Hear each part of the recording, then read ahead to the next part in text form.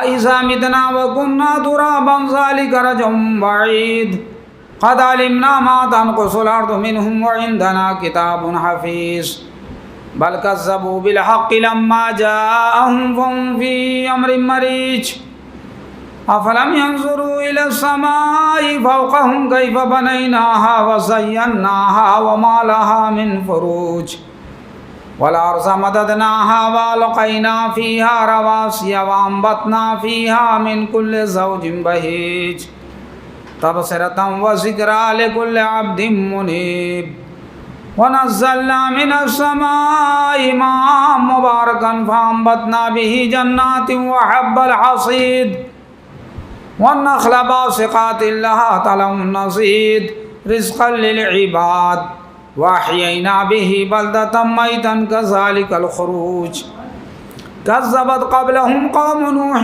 وَأَصْحَابُ الرَّسِّ وَثَمُودُ وَعَادٌ وَفِرْعَوْنُ وَإِخْوَانُ لُوطٍ وَأَصْحَابُ الْأَيْكَةِ وَقَوْمُ تُبَّعٍ كُلٌّ كَذَّبَ الرُّسُلَ فَحَقَّ وَعِيدِ أَفَآيِينَ بِالْخَلْقِ الْأَوَّلِ بَلْ هُمْ فِي لَبْسٍ مِّنْ خَلْقٍ جَدِيدٍ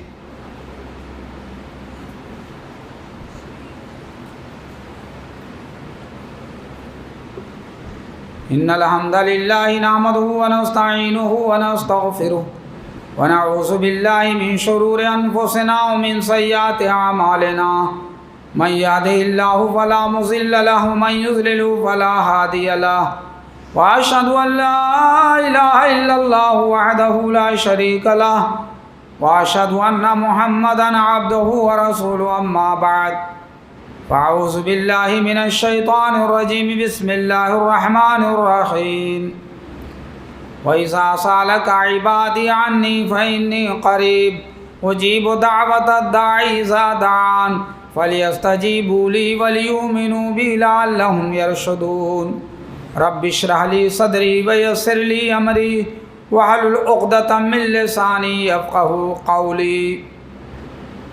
بزرگوں، اسلامی بھائیوں، آج کا خطبہ جمعہ جس میں اللہ کی تعریف اس کے آخری نبی جناب محمد رسول اللہ صلی اللہ علیہ وسلم، آپ کے آل اور اصحاب پر انگنت بار درود و سلام نازل۔ خطبہ جمعہ کا موضوع میں نے قرآن پاک سورہ بقرہ کی ایک مکمل آیت کریمہ پڑھی ہے، اسی آیت کریمہ کی روشنی میں ہے۔ اللہ تعالیٰ سے دعا ہے رب العالمین ہمیں کہنے کی اور آپ کو سننے کی اور کہنے سننے سے زیادہ عمل کی توفیق دے، آمین۔ اللہ نے قرآن کی اس آیت کریمہ میں فرمایا ہے کہ اے نبی، جب میرے بندے آپ سے سوال کریں، پوچھیں کہ اللہ کہاں ہے، تو بتائیے کہ میں قریب ہوں، میں پکارنے والوں کی پکار کو سنتا ہوں، جب وہ مجھے پکارتے ہیں تو میں ان کی پکار کو قبول کرتا ہوں۔ تو چاہیے کہ مجھے کو پکاریں اور میری ذات پر ایمان رکھیں تاکہ وہ صحیح راستہ پا سکیں۔ یہ قرآن پاک کی سورہ بقرہ کی آیت کریمہ جس کو میں نے موضوع سخن بنایا ہے جمعہ کے اس خطبے میں، اس آیت کا ترجمہ ہے۔ آئیے سب سے پہلے اللہ تعالیٰ نے حضرت انسان میں جس کو پیدا کیا وہ آدم علیہ الصلاۃ والتسلیم، اور ان کے بائیں پسلی سے حوا علیہ السلام کو پیدا کیا۔ آدم اور حوا کو اللہ نے کہا کہ جنت میں رہو، اور جنت میں ایک درخت ہے اس کے قریب نہ جانا، اس سے منع کر دیا۔ لیکن شیطان کے وسوسے میں آ کر کے آدم اور حوا اس جنتی پیڑ کے پاس پہنچ گئے جس سے اللہ تعالیٰ نے روکا تھا، منع کیا تھا، اور اس کے پھل کو کھا لیا۔ ان کے سطر جنت میں کھلنے لگے۔ اللہ کا یہ حکم ہوا کہ تم دونوں جو ہے اب دنیا میں آ جاؤ، جنت کے لائق نہیں۔ تو جب دنیا میں آئے تو دنیا کی کٹھنائیوں کو دیکھے، دنیا کی پریشانیوں کو دیکھے۔ ان کٹھنائیوں اور پریشانیوں کو دیکھ کر کے آدم اور حوا علیہم السلام نے اللہ تعالیٰ سے دعا مانگی، جو میرا موضوع سخن ہے دعا آج جمعہ کے خطبے میں۔ اور وہ دعا سورہ اعراف میں اللہ تعالیٰ نے آدم اور حوا کی دعا کو بہت قاعدے سے ذکر کیا ہے۔ آدم اور حوا علیہ السلام نے جو دعا مانگی وہ دعا یہ ہے، ربنا ظلمنا انفسنا وَإِن لَّمْ تَغْفِرْ لَنَا وَتَرْحَمْنَا لَنَكُونَنَّ مِنَ الْخَاسِرِينَ۔ دعا بہت چھوٹی سی ہے لیکن بہت جامع ہے۔ پہلے وہ اپنے گناہوں کا اعتراف کرتے ہیں کہ اے ہمارے رب، ہم نے اپنے نفس پر ظلم کیا۔ ربنا ظلمنا انفسنا وَإِن لَّمْ تَغْفِرْ لَنَا، اگر تو نے ہمیں معاف نہیں کیا اور ہمارے اوپر رحم نہیں فرمایا تو ہم ٹوٹا پانے والے لوگوں میں سے ہو جائیں گے، خسارہ پانے والے لوگوں میں سے ہو جائیں گے، لَنَكُونَنَّ مِنَ الْخَاسِرِينَ۔ یہ دعا، یہ چھوٹی سی دعا ہے آدم اور حوا کی۔ آدم اور حوا نے اللہ سے مانگی، اللہ نے اس دعا کو قبول کیا اور آدم اور حوا کو وہ مقام عنایت فرمایا جو پہلے سے ان کو مقام ملا ہوا۔ تو دعا یہ ہے، ربنا ظلمنا انفسنا وَإِن لَّمْ تَغْفِرْ لَنَا وَتَرْحَمْنَا لَنَكُونَنَّ مِنَ الْخَاسِرِينَ۔ ہم آپ بھی اس دعا کو جو ہے مانگیں، اس لیے کہ ہم اپنے ظلم کا اعتراف کریں۔ ہم درود شریف کے بعد التحیات میں کیا پڑھتے ہیں؟ اللہم انی ظلمت نفسی، اے اللہ میں نے اپنے نفس پر ظلم کیا، بہت زیادہ ظلم کیا، ظلماً کثیرا، ولا یغفر الذنوب الا انت، اور گناہوں کا معاف کرنے والا بخشنے والا تو ہے، تو مجھے معاف فرما دے، مجھے بخش دے، فاغفر لی ورحمنی، مجھ پر رحم فرما، بے شک تو غفور الرحیم ہے، انک انت الغفور الرحیم، یعنی بخشنے والا، رحم فرمانے والا۔ تو یہ دعا جامع دعا ہے جو درود کے بعد ہم پڑھتے ہیں التحیات کے اندر، جب ہم سلام پھیرتے ہیں تو دعا کو پڑھتے ہیں۔ تو یہ دعا جو ہے ہر ایک کو یاد ہونی چاہیے، اللہم انی ظلمت نفسی ظلما کثیرا ولا یغفر الذنوب الا انت فاغفر لی مغفرۃ من عندک ورحمنی انک انت الغفور الرحیم۔ یہ دعا جو ہے ہم ہر نماز میں جو ہے فرض ہو یا نفل ہو، سنت ہو، اس میں ہم مانگیں۔ تو آدم علیہ الصلوۃ والتسلیم کی دعا میں بھی پہلے ظلم کا اعتراف ہے اور اس کے بعد جو ہے اس دعا کے اندر بھی ظلم کا اعتراف ہے کہ ہم اپنے ظلم کا اعتراف کر کے اللہ سے دعا مانگیں۔ اللہ کے نبی حضرت آدم علیہ الصلوۃ والتسلیم کے بعد ان کی اولاد میں اور انبیاء کی فہرست میں ایک نبی آتے ہیں، حضرت یونس علیہ الصلوۃ والتسلیم۔ بہت اولو العزم نبیوں میں ان کا شمار ہوتا ہے۔ اللہ نے ایک سورہ مبارکہ سورہ یونس کے نام پر رکھی ہے، جہاں سورہ ہود ہے وہیں سورہ یونس بھی ہے۔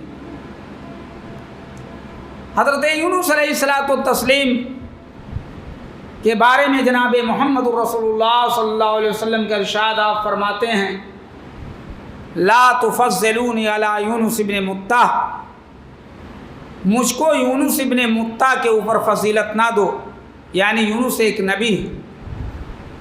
خاکساری کے طور پر جناب محمد رسول اللہ صلی اللہ علیہ وسلم نے اس بات کا ذکر کیا۔ حضرت یونس علیہ الصلوۃ والتسلیم عراق کے ایک شہر نینوا میں نبی بنا کر بھیجے گئے، 1.25 لاکھ لوگوں میں نبی بنا کر بھیجے گئے۔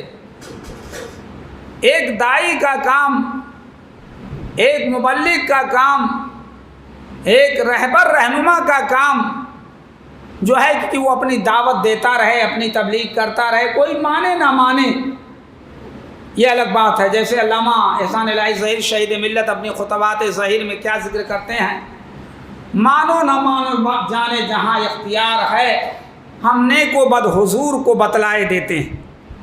کوئی مانے یا نہ مانے وہ الگ بات ہے، لیکن ہمارا آپ کا کام ہے کہ ہم آپ اپنی تبلیغ کریں، اور اسی میں ہماری اور آپ کی نجات ہے، اور ہمارا جو ہے دینی اور دنیوی دونوں فائدہ۔ حضرت یونس علیہ الصلوۃ والتسلیم بغیر آرڈر کے، بغیر اجازت کے شہر نینوا کو چھوڑ دیے، اور شہر نینوا کو چھوڑنے کے بعد وہ دریائے فرات کے کنارے پہنچے، کشتی لگی ہوئی تھی، لوگ ایک پار سے دوسرے پار جا رہے تھے، حضرت یونس علیہ السلام بھی اس کشتی میں بیٹھ گئے، اور کشتی میں بیٹھنے کی وجہ سے بیچ مجھدار میں جب کشتی پہنچی تو ڈگمگانے لگی۔ اللہ نے کہا آج ہوا بھی نہیں ہے اور کشتی ڈگمگا رہی ہے، معلوم ہوتا ہے کوئی بھگیڑو غلام آ کے کشتی میں بیٹھ گیا۔ آپ دیکھیے اسی دنیا کے اندر ساری چیزیں دکھائی دیتی ہیں انسان کو۔ وہ تجربے کی بات بتا رہا ہے کہ کوئی بھگیڑو غلام آ کے بیٹھ گیا ہے اور کشتی ڈگمگا رہی ہے۔ حضرت یونس علیہ السلام نے سوچا کہ میں ہی اللہ سے بھاگا ہوا ہوں، میں ہی تو نہیں ہوں، اس لیے کہ اللہ کی اجازت کے بغیر میں نے نینوا کو چھوڑ دیا ہے اور کشتی ڈگمگا رہی تو میرے خاطر جو ہے اور لوگ بھی پریشان ہو جائیں، یہ نہیں بہتر نہیں ہے۔ قرآن پاک کی ایک آیت کریمہ میں ہے کہ قرآن ڈالا گیا تو یونس علیہ السلام کے نام ہی قرآن نکلا۔ یونس علیہ السلام نے اپنے آپ کو سمندر میں ڈال دیا، مچھلی منہ کھولے ہوئے تھی، اس نے اپنے پیٹ میں لے لیا یونس علیہ السلام کو۔ اب اس سے بڑا جیل خانہ کیا ہو سکتا ہے سوچئے۔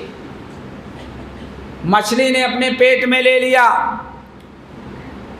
یونس علیہ السلام کو، پانی ہلا کے رکھ دیتے تو بہتر ہے، گرمی کا موسم ہے، اللہ تعالیٰ جو ہے ہر ایک کو جو ہے۔ حضرت یونس علیہ السلام مچھلی کے پیٹ میں چلے گئے، اور مچھلی کے پیٹ میں چلے جانے کی وجہ سے مچھلی ان کو سرنگ میں لے کے چلی گئی۔ بڑے غور سے اس واقعے کو لے لیجئے گا، سورہ انبیاء کی آیت کریمہ کا ترجمہ میں کرنے جا رہا ہوں۔ آدمی جو مصیبت میں پہنچ جاتا ہے، پریشانیوں میں پہنچ جاتا ہے، غم میں پہنچ جاتا ہے، تو اس کے لیے ایک ہی نجات ہے کہ اللہ سے ہاتھ اٹھا کر کے دعا کر۔ اللہ کے نبی جناب محمد رسول اللہ صلی اللہ علیہ وسلم کیا فرماتے ہیں؟ اتق دعوت المظلوم، مظلوم کی بد دعا سے بچا کرو۔ اگر آپ پر ظلم کیا جا رہا ہے تو آپ کی دعا کارگر ہوگی اور ظالم جو ہے تہس نہس ہوگا۔ حضرت یونس علیہ السلام مچھلی کے پیٹ میں چلے گئے اور مچھلی سرنگ میں لے کے چلی گئی۔ اب یونس علیہ السلام مچھلی کے پیٹ میں بھی زندہ ہیں، جس کو اللہ رکھے اس کو کون چکھے، معاف فرمائیے گا۔ کبھی کبھی کوئی چیز جو ہے بیٹھ کے پینا ہے، لیکن یہ ایک بیٹھ اور کریں گے تو خلاف شرع بات ہو جائے گی، اس لیے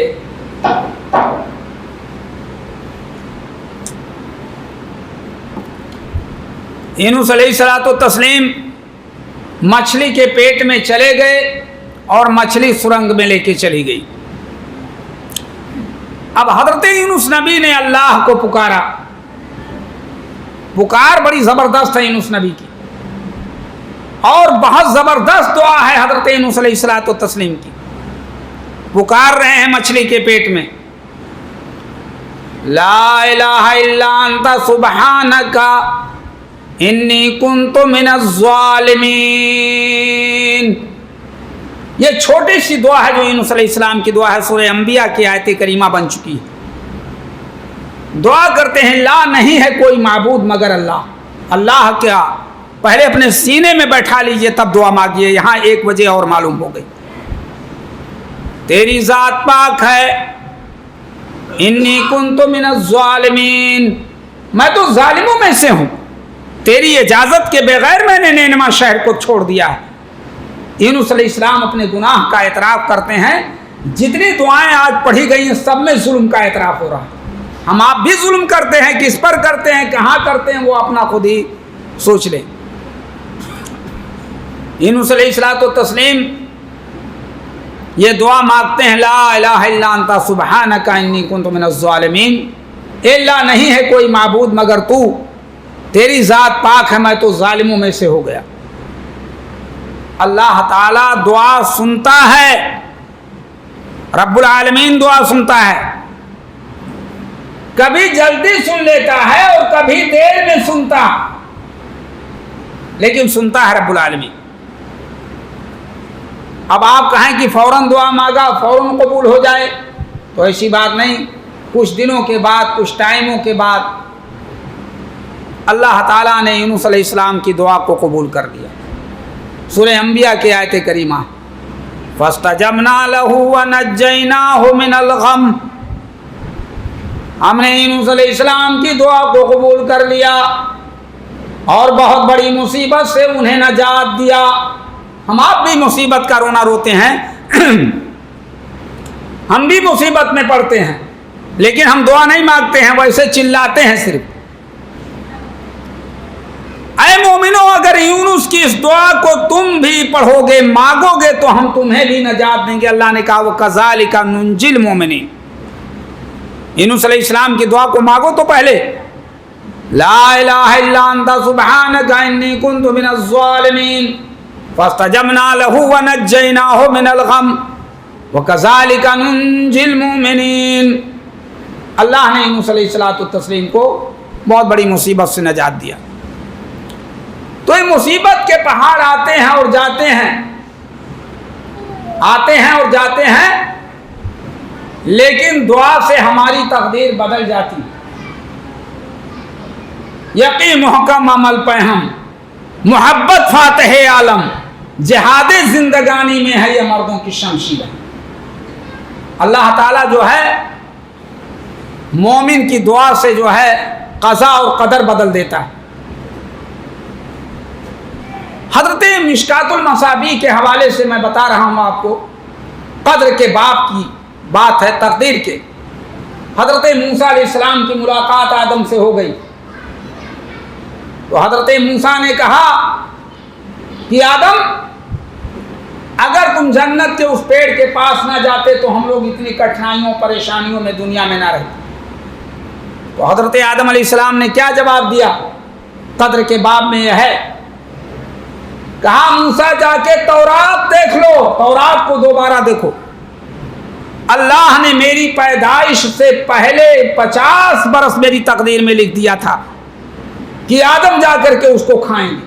تو تقدیر پر ایمان رکھنا ہے، والقدر خیر ہی و شر ہی، تقدیر کے اچھے اور برے پر ہم ایمان رکھتے ہیں،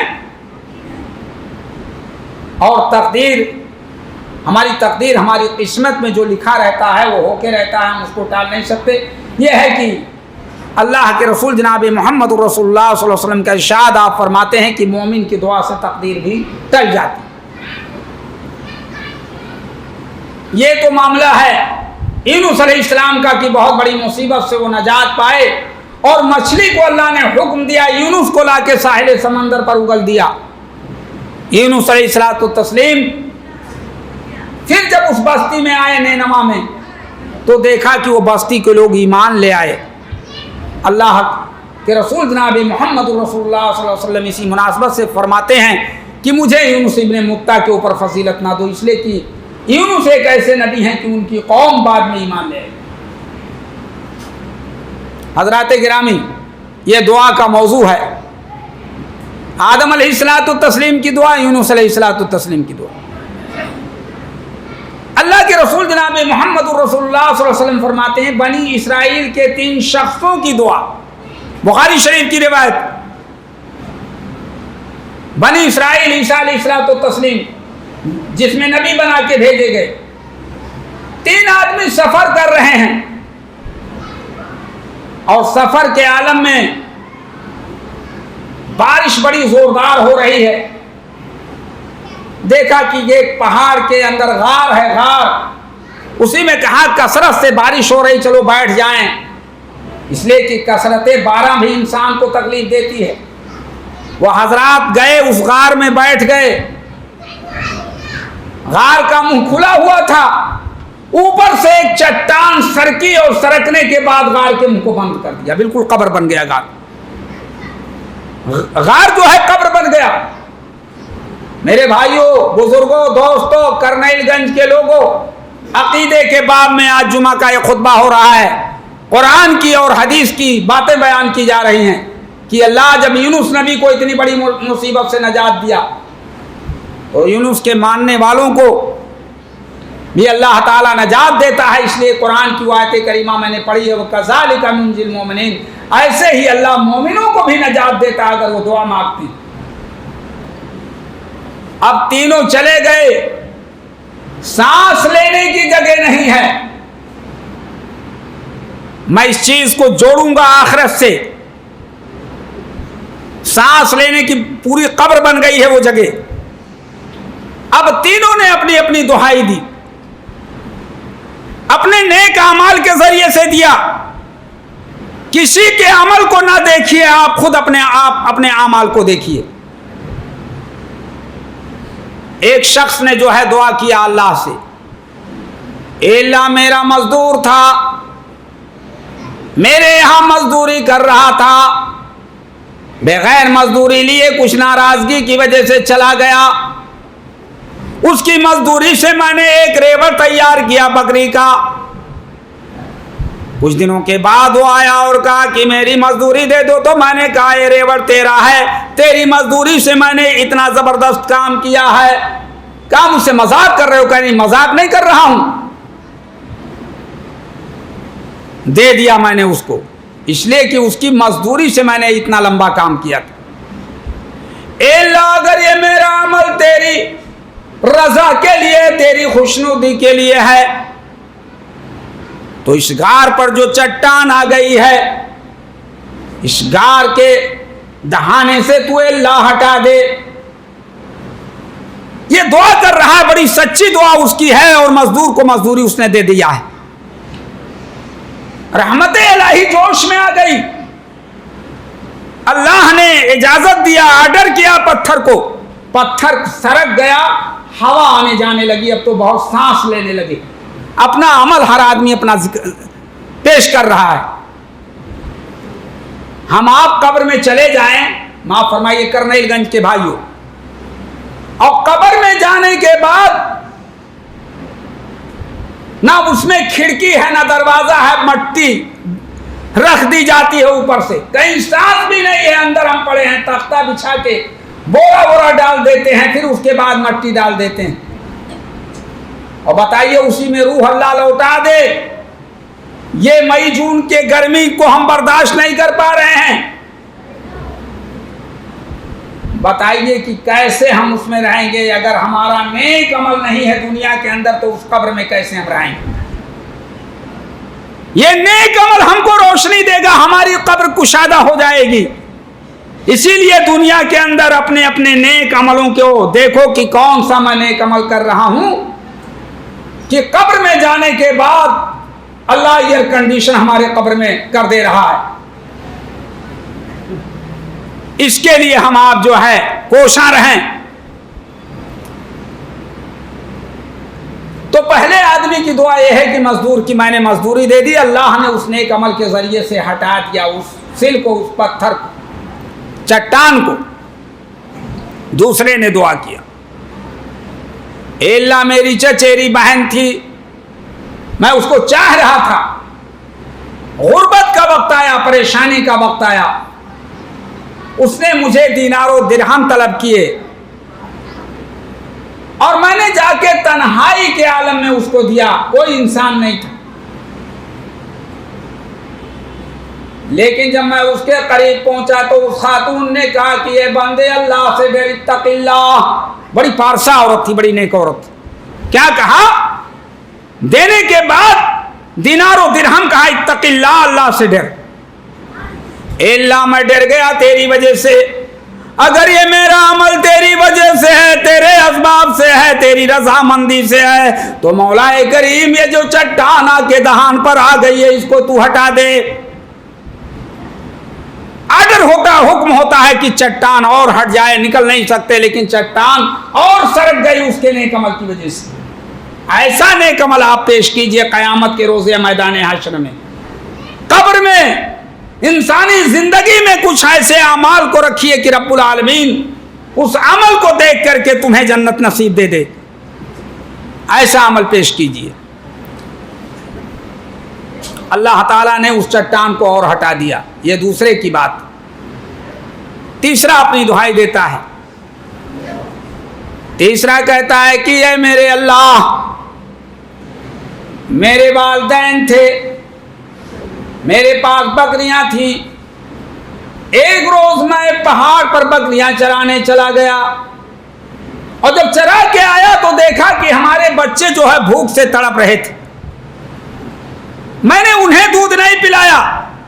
میرا معمول تھا پہلے والدین کو دودھ پلاتا تھا, اس کے بعد بچوں کو پلاتا تھا.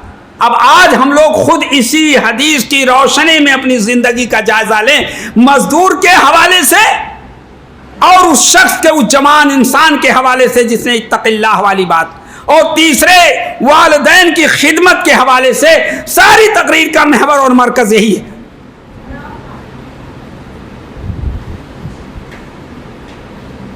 اللہ میں نے بچوں کو دودھ نہیں پلایا. جب میرے والدین بیدار ہوئے تو میں نے پہلے اپنے والدین کو دودھ پلایا, اس کے بعد اپنے بچوں کو دودھ پلایا. اگر یہ میرا عمل تیرے نزدیک مقبول ہے تو مولا کریم اس چٹان کو مکمل تو ہٹا دے. آرڈر ہوا, پوری چٹان نیچے گر گئی. تب جب چٹان ہل جا رہی ہے, پہاڑ ہل رہے ہیں, مچھلی کے پیٹ کو آرڈر ہوتا ہے کہ یونس کو اگل دے ساحل سمندر پر, تو ہم آپ اگر دعا مانگیں تو ہماری کیوں نہیں سنی جائے گی, جب اللہ نے خود سورہ انبیاء میں کہہ دیا کہ ایسے ہی مومنوں کو نجات. ہمارے بھائی لعیق صاحب اللہ تعالیٰ انہیں جزائے خیر عنایت فرمائے کہ ہمارے آستینوں میں سانپ ہے, یعنی شرک اور بدعات کے اندر ہم ملوث ہیں, اس لیے دعائیں جو ہے کارگر نہیں, اور باطل دعائیں مانگتے ہیں. حق دعائیں, سچی دعائیں مانگیں, مصیبت کی دعائیں مانگیں تو قابل قبول ہو. ہم اللہ سے بھی مانگتے ہیں اور خواجہ سے بھی مانگتے ہیں, دونوں سے مانگتے ہیں, بس ٹکرا جاتی ہے دعا. معاف فرمائیے گا میرے بھائی, اس لیے دعائیں قابل قبول نہیں. آداب دعا میں یہ عبدالسلام صاحب جو پاکستان کے بہت بڑے عالم ہیں, جن کا مکتبہ دارالسلام ہے ریاض میں, انہوں نے ایک کتاب نکالی, ہو سکتا ہے مرکز میں موجود ہو, آداب دعا. تو انہوں نے 3 باتیں ذکر کی ہیں آداب دعا میں. علامہ اقبال کے شعر میں ذکر کیا ہے, پہلے خوددار تو مانند سکندر ہو لے. سکندر بادشاہ بڑا خوددار تھا. پہلے خوددار تو مانند سکندر ہو لے, پھر جہاں میں حوص شوکت دارائی کر. پہلے سورہ فاتحہ پڑھ لیجئے جو قرآن کا لب لباب ہے, اور جامع دعا ہے سورہ فاتحہ. اللہ بندے سے گفتگو ہو رہی ہے, 100 بار پڑھیے تو اللہ تعالیٰ سورہ فاتحہ کے اندر عجیب کیفیت پیدا کر دیتا. مولانا ابوالکلام آزاد الفاتحہ جو ان کی کتابیں لکھتے ہیں کہ 100 بار میں فاتحہ پڑھتا ہوں, وہ اتنی جدت اور نیاپن پیدا ہوتا جاتا ہے. تو پہلے دعا کے آداب میں ہے سورہ فاتحہ پڑھ لیجئے, اور اس کے بعد جناب محمد الرسول اللہ صلی اللہ علیہ وسلم پر درود پڑھ لیجئے. درود میں پڑھ لے ہی رہا ہوں. اللہم صلی علی محمد وعلی آل محمد کما صلیت علی ابراہیم وعلی آل ابراہیم انک حمید مجید. اللہم بارک علی محمد وعلی آل محمد کما بارکت علی ابراہیم وعلی آل ابراہیم انک حمید مجید. یہ درود شریف ہے, یہ حدیث کا درود ہے, اور بقیہ مصنوعی درود آپ کے گھر کا ہے جو وہ درود نہیں. یہ درود جو میں التحیات کے اندر پڑھا جا رہا, اس لیے بغیر درود کے اللہ کے رسول کی حدیث سے وہ دعا ہی آسمان پر نہیں جاتی, آسمان اور زمین کے درمیان میں معلق کر دی جاتی ہے. تو سورہ فاتحہ جامع دعا ہے, اور اس کے بعد درود شریف, اس کے بعد اپنے گناہوں کا اعتراف کر لیجئے, بھائی بہت میں گنہگار ہوں. اس کے بعد آپ دعا مانگیے, انشاءاللہ آپ کی دعا قابل قبول. یونس علیہ السلام کی دعا قابل قبول ہوئی. اور آئیے میں آپ کے سامنے ایک اولو العزم نبی کا ذکر آ گیا یونس کے ساتھ, ان کی دعا کے بعد میں جمعہ کا خطبہ ختم کر دے رہا ہوں, بہت مختصر شکل میں لے رہا ہوں, 4-5 منٹ کے لیے. بہت اولو العزم نبی ہیں, مسجد اقصی کے امام ہیں اور خطیب ہیں حضرت زکریا علیہ السلام. سورہ مریم میں اللہ نے حضرت مریم کے خالو زکریا کا ذکر کیا ہے. بہت بڈھے ہو چکے ہیں, عورت بھی بڈھی ہو چکی ہے, اور محراب کے اندر زکریا علیہ السلام اللہ سے دعا کر رہے ہیں, کسی کے واسطے سے نہیں, ڈائریکٹ رب العالمین سے. جو میں نے قرآن کی آیت پڑھی ہے وہ ڈائریکٹ ہے کہ اللہ سے مانگو. حضرت زکریا علیہ السلام کہتے ہیں, اللہ میرا بھی وارث ہو اور آل یعقوب کی بھی وراثت کا ذمہ دار ہو. مولا میں بڈھا ہو چکا ہوں, میری عورت بانجھ ہو چکی ہے, لیکن تیری دعا سے رب العالمین میں نا امید نہیں ہوں. زکریا محراب میں کہتے ہیں کہ تیری دعا سے نا امید نہ ہوں. اٹھا دیتے اپنے ہاتھ کو. بڑھاپے کی عمر میں زکریا کے یحییٰ علیہ الصلوۃ والتسلیم پیدا ہو جاتے ہیں. اس سے بڑی بات اور کیا. آج جتنی دعائیں میں نے آپ کے سامنے ذکر کی ہیں, ناممکن کو ممکن بنا دیا گیا ہے, آپ جانتے ہیں. اس لیے میرے بھائیوں, ایک ہی نجات کرنیل گنج کے میرے بھائیوں بزرگوں دوستوں ہے کہ ہم اپنی دعا کو جامع شکل میں مانگیں انشاءاللہ. حضرت ابراہیم علیہ السلام کی دعا میں ان ربی لسمیع الدعاء, بے شک میرا رب دعاؤں کا سننے والا ہے. بڑھاپے میں لڑکا دیتا ہے جبکہ لڑکے کی امید بھی نہیں ہے. نہ امید کو امید کر دیتا ہے, نہ ہو نہ امید. امیدی زوال علم و عرفاں ہے. امید مرد مومن ہے خدا کے رازدانوں میں. حضرات میں جمعہ کا خطبہ ختم کر رہا ہوں, ٹائم ہو چکا ہے. اللہ تعالیٰ سے دعا گو ہوں کہ رب العالمین ہماری دعاؤں کے اندر اثر پیدا کرنے کی توفیق عنایت فرما. آمین. تقبل یا رب العالمین. ان اللہ و ملائکتہ یصلون علی النبی یا ایھا الذین آمنوا صلوا علیہ وسلموا تسلیما. اللهم صل علی محمد وعلی آل محمد کما صلیت علی ابراہیم وعلی آل ابراہیم انک حمید مجید. اللهم بارک علی محمد وعلی آل محمد کما بارکت علی ابراہیم وعلی آل ابراہیم انک حمید مجید. اللهم انصر من نصر دین محمد صلی اللہ علیہ وسلم وجعلنا منهم وخذل من خذل دین محمد صلی اللہ علیہ وسلم ولا تجعلنا منهم. عباد اللہ, ان اللہ یامر بالعدل والاحسان وایتاء ذی القربى وینہی عن الفحشاء والمنکر والبغی یعظکم لعلکم تذکرون. ولذکر اللہ تعالی اعلی و اولی و اعز و اجل و اتم و اہم و اعظم. اللہ یعلم ما تصنعون.